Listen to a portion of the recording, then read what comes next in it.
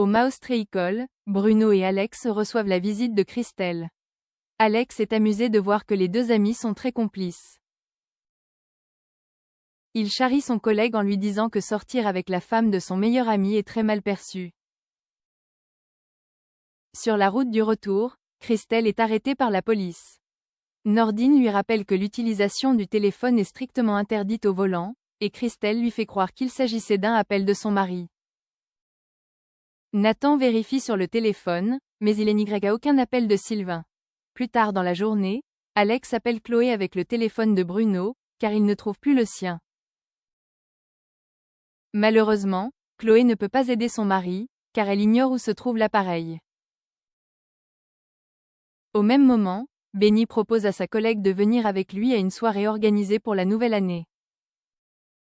Elle hésite, elle ne sait pas si Alex va accepter. Benny lui dit qu'elle doit penser à elle et qu'elle est libre de sortir sans demander l'autorisation à son époux. En fin d'après-midi, Christelle est de retour au Maustre École. La raison, elle est venue rendre à Alex son téléphone portable qu'il a oublié dans la bourriche d'huîtres. Cette étourderie a coûté à Christelle 3 points sur le permis de conduire et 135 € d'amende. À l'hôpital de Sète, Sébastien a un rendez-vous de contrôle avec Marianne. Elle lui annonce que ses résultats sont positifs et qu'il pourra sortir la semaine prochaine. Ce dernier en profite pour lui exprimer sa jalousie envers son ami cycliste, Alain. Plus tard, Marianne informe Chloé que Sébastien est jaloux d'Alain. Cette situation la fait sourire et surtout, lui fait penser à autre chose qu'à la mort de Renaud.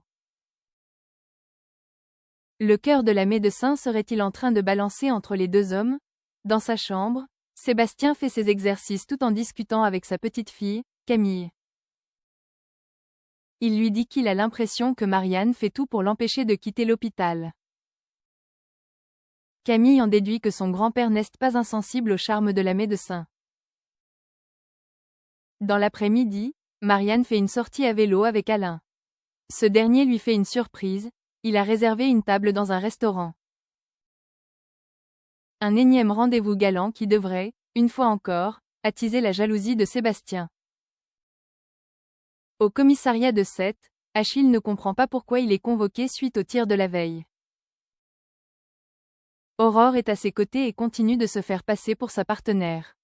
Manon les reçoit et les emmène dans le bureau du commandant, Martin Constant. En sortant du commissariat, Achille informe Marianne qu'il a menti aux policiers. Il doit énormément d'argent, au total 19 000 €, à l'une de ses clients. Il pense que c'est lui l'auteur des tirs. Suite à cette révélation, Aurore se propose de lui avancer l'argent, et il accepte.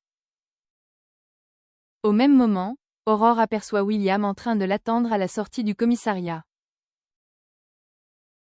Elle informe Achille qu'il s'agit de son ex-époux, puis ce dernier s'en va. Une fois seul avec Aurore, William l'informe qu'il veut en finir avec le divorce et lui ordonne de signer les papiers au plus tard aujourd'hui. Aurore lui promet de le faire avant midi. Juste après, William a rendez-vous avec son avocat, Simon. Il ne comprend pas pourquoi Aurore n'a toujours pas signé les papiers et il se demande si elle ne serait pas en train de douter. De leur côté, Samuel et Swazik s'allient pour piéger Aurore. Swazik se met en tête de proposer un rencard à Achille. Objectif, tout faire pour que William et Aurore se réconcilient. Samuel informe Manon de ce plan, mais cette dernière ne sait pas si c'est une bonne idée. Quelques minutes plus tard, Manon et Martin informent Aurore que Swazik est sur le point d'avoir un date avec Achille.